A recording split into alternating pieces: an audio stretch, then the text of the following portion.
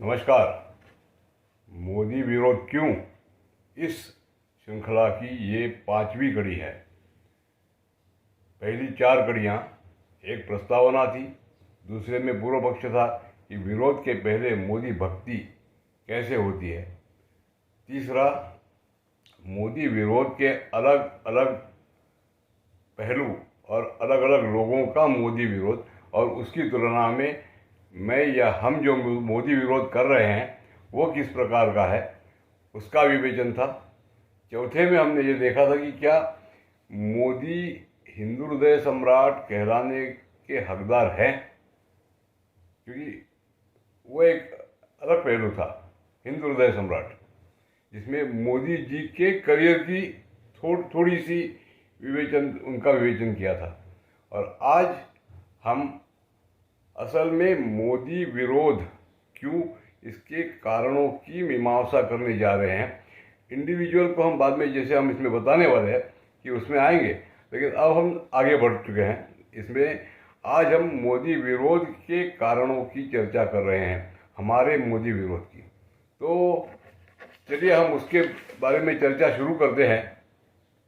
पहले हम ये देखेंगे कि मोदी का विरोध करने से पहले भारतीय राजनीति में प्रधानमंत्री पद पे मोदी के आने का कारण क्या है। ये कोई ऐसा परिवार नहीं है जैसे जयप्रकाश जी की क्रांति हुई थी, भ्रष्टाचार विरोधी, ऐसा है नहीं। उसके तो हमने नतीजे देख लिए हैं कि जो लालू मुलायम जयप्रकाश की क्रांति के अग्रदूत रहे और कई और लोग, वो किस तरीके की राजनीति में लिप्त है, इसलिए उसका कोई संबंध नहीं है। फिर इससे संबंध किसका है? जैसे मैंने कहा कि मोदी, अगर कहा जाए, मोदी के बारे में बहुत कम जानकारी लोगों को थी। लोग इतना ही जानते थे कि 2002 का हीरो, 2002 का सीधा संबंध केवल और केवल हिंदुत्व से था।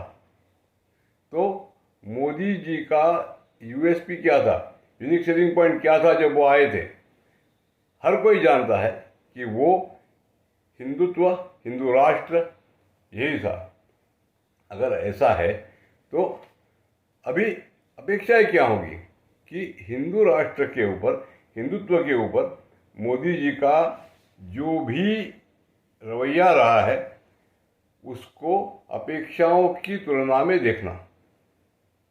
इसमें बिजली, सड़क, पानी, जिसके ऊपर मोदी जी बार बार काम करे, और बड़ी होशियारी से जब लोग इन्हें 2002 का हीरो समझ रहे थे तो इन्होंने बड़े ढोल बजा के, इन्होंने इनके पूरे गुट ने एक Gujarat model, Gujarat model, Gujarat model ऐसा सामने लाया। क्या गुजरात मॉडल गुजरात के गरीब को अपलिफ्टमेंट में बहुत ज़्यादा काम आया था? मैं गुजरात में रेगुलर जाता था।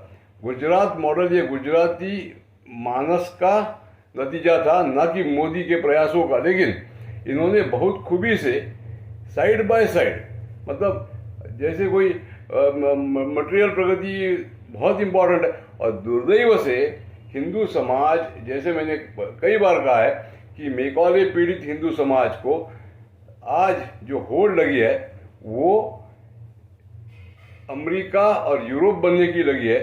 तो इनके लिए कोई हम जो खोखला हिंदुत्व है वो इनके लिए सफिशिएंट होता है, लेकिन वो दूरगामी नहीं है। इसलिए हम लोग, बहुत सारे लोग आज मोदी के सपोर्ट इसीलिए है कि उन्हें पता नहीं है लोक मानस में बदलाव करना, ये इस सारी श्रृंखला का सबसे बड़ा उद्देश्य है। ये मोदी जी के ऊपर टीका करना ये उद्देश्य नहीं है। मोदी का विरोध, इसका मतलब यह है कि सारे तरीके से एक जागृति पैदा हो और मोदी जी प्रधानमंत्री बने हुए इस दिशा में कार्य करना शुरू करें। ये मैंने कई बार बोला भी है। अब एक मजेदार बात ऐसी होती है कि मैंने कहा कि हिंदुत्व ये इनका यूएसपी था और है, होना चाहिए।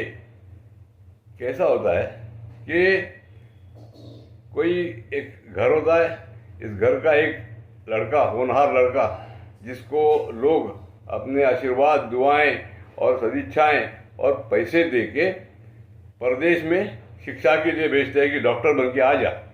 वो भी कहता है डॉक्टर बन के आऊँगा। 10 साल के बाद वो वापस आता है, डॉक्टर बनने गया हुआ लड़का, तो घर वाले बोलते भैया ये देखो इसको कुछ हो गया है, देखो इसको देखो उसको देखो, और ये गूंगा बहरा उस दिशा में कहता है नहीं नहीं एक काम करते, मैंने ना वहाँ पे मैंने खाना बनाना सीखा है, वो मैंने कपड़े धोना सीखा है। अरे धुत तू गया काहे के लिए था? तू गया था डॉक्टर बनने। इसी तरीके से अगर आपका यूएसपी हिंदुत्व है तो बिजली सड़क पानी की बात ना करें। बिजली सड़क पानी के लिए आपको चुना नहीं गया था, बिजली सड़क पानी वैसे भी आपने देनी थी और ये करना था जो आपने नहीं किया है। तो ये जो बातें हैं इनको हम आज यहाँ पे देखेंगे कि क्या हो सकती हैं ये बातें।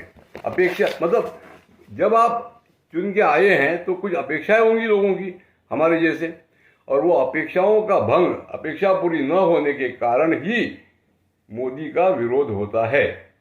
तो अगर हम ये सोचेंगे कि अपेक्षा क्या हो सकती थी, हिंदुत्व की अपेक्षाएं, इसको अगर हम देखेंगे तो बहुत पहली अपेक्षा ये थी कि जो विषैला विमर्श जिसके बारे में मैं कई बार बोल चुका हूं, उस विमर्श को पूरी तरह खारिज करना, लोगों के मन से, हमारे राज्य शकट से पूरी तरह खारिज करना, ये पहली प्राथमिकता होती थी।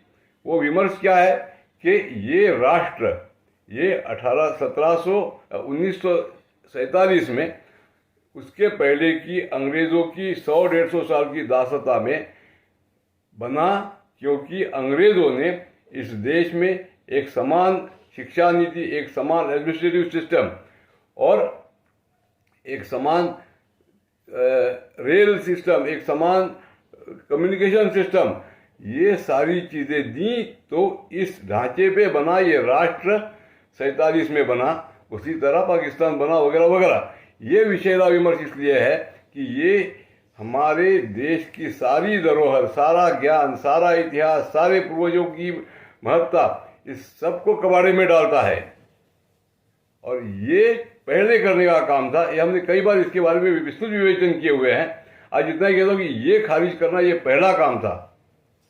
अब दूसरा कि हमारी परंपराओं को जो आज हो रहा है वो हमारी परंपराओं को अब्राहमिकता से देख के उनके ढोल पीटना हो रहा है। वो कॉरिडोर हो, राम मंदिर हो, या कहीं पे जाके मोदी जी वो बैठेंगे, वो करेंगे, ये करेंगे, ये सारा के सारा ऊपरी दिखावा है। जैसे मतलब अगर आप देखेंगे कि कई देशों में जो पगान वो बोलते हैं अब्राहम, मतलब क्रिश्चियंस एंड मुस्लिम्स, तो मुस्लिम्स तो उतना भी नहीं मानते, क्रिश्चियंस जो है वो पगान ट्रेडिशंस जो है उसको थोड़ा थोड़ा अपने में ले लेते हैं। जैसे यहाँ भी वो आजकल कर रहे हैं यीशुवे नमः और यीशु नारायण वगैरह, मतलब ये पगान ट्रेडिशंस को लेके सबको बर्बाद कर देना और आखिर में सिर्फ अब्राहमिकता को रखना, पगान तरीके से उसको ट्रीट करके फिर वो लोग खुशी से झुंड में आएंगे, जश्न करेंगे।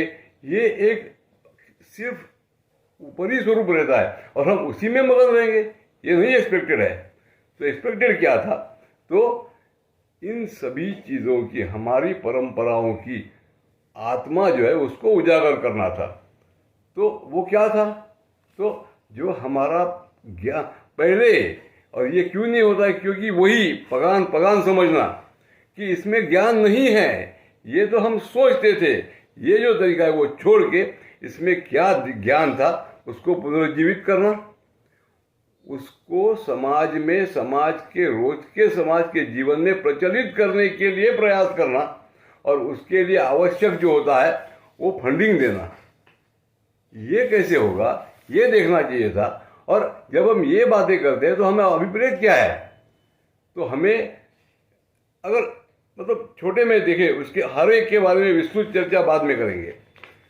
हमें अभिप्रेत है आयुर्वेद, हमें अभिप्रेत है योगा, हमें अभिप्रेत हो सकता है अग्निहोत्र, हमें अभिप्रेत हो सकता है वैदिक ग्रंथों का विस्तृत परिचय, हमें अधिकृत ये हो सकता है कि इंडोलॉजी नामक एक अब्राहमिक और मार्क्सिस्ट लोगों ने इन्फेक्ट किया हुआ जो शास्त्र है उस ज्ञान शाखा को नई दिशाओं से प्रेरित करना और सही दिशा में प्रेरित करना ये जरूरी था। किसी के इन्फ्लुएंस में हम इंडोलॉजी सीख रहे हैं। इसके अलावा हमारे यहाँ पे जो संस्कृत ग्रंथ थे, बहुत अनगिनत संस्कृत ग्रंथ थे, उनको देशी प्रादेशिक भाषाओं में, जो कि संस्कृत की ही उत्पत्ति है, उन भाषाओं में प्रचलित करना, वो ज्ञान लोगों के पास पहुंचाना, उसके लिए फंड उपलब्ध करना, और वो दिखे कि हाँ लोगों का इसमें लगाव बढ़ा है और इसके लिए आवश्यक इंफ्रास्ट्रक्चरल चेंजेस करना, यह अभिप्रेत था, यह अपेक्षाएं थी। अभी जो शास्त्र है इन ग्रंथों के अंदर, गणित है, रसायन है, पदार्थ विज्ञान है, इनको, इसके अलावा भारतीय ज्योतिष शास्त्र, जो हमारे दर्शन और व्याकरण ग्रंथ है, उनको ज़्यादा से ज़्यादा फंड उपलब्ध करके लोग उसमें प्रेरित हो और एक मतलब ये हिंदू रिनेसांस के लिए आप वातावरण निर्मित करें, ये अपेक्षा थी। अभी संस्कृत को राष्ट्रभाषा बनाने की पहल करना, उसके लिए आवश्यक वो कदम उठाना, इनकी ज़रूरत थी। अब ये सारी चीज़ें क्या इन्होंने की है?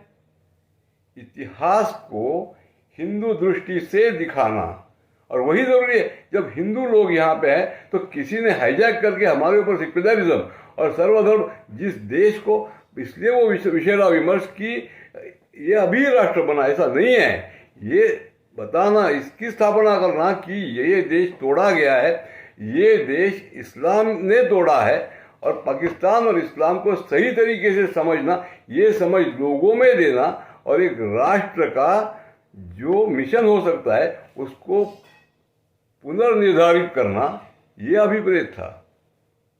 अगर हमारा संविधान हिंदू आकांक्षाओं को कहीं ना कहीं, संवैधानिक जो प्रावधान है वो अगर हिंदू आकांक्षाओं को आहत करने वाले हैं, तो उनमें बदलाव करने की इच्छा रखना और उसमें उस तरफ बढ़ना, ये आवश्यक था। बात यह है कि इनमें से क्या क्या हुआ है और क्या क्या नहीं हुआ है, ये हमने अभी इसमें देखना है। तो हम अगर ये देखें शिक्षा पद्धति से लेकर सारी चीज़ें, तो इसमें क्या कुछ किया है इस सरकार ने? इस सरकार ने अपेक्षाओं की शून्य पूर्ति की है। आगे में हम जब बातें करेंगे तो इसमें क्या बातें होंगी, तो एक एक अपेक्षा को इस सरकार ने किस तरह से विफल किया है।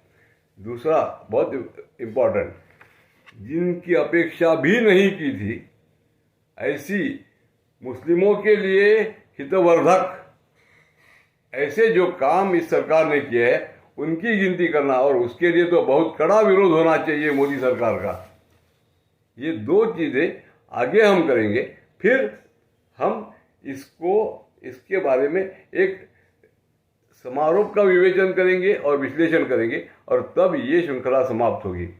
मुझे लगता है कि आज का ये ब्यौरा आगे की चर्चा के लिए हितकर होगा। इसको यहीं समाप्त कर दें। आगे जैसे हमने कहा है, एक एक कदम आगे बढ़ेंगे। धन्यवाद।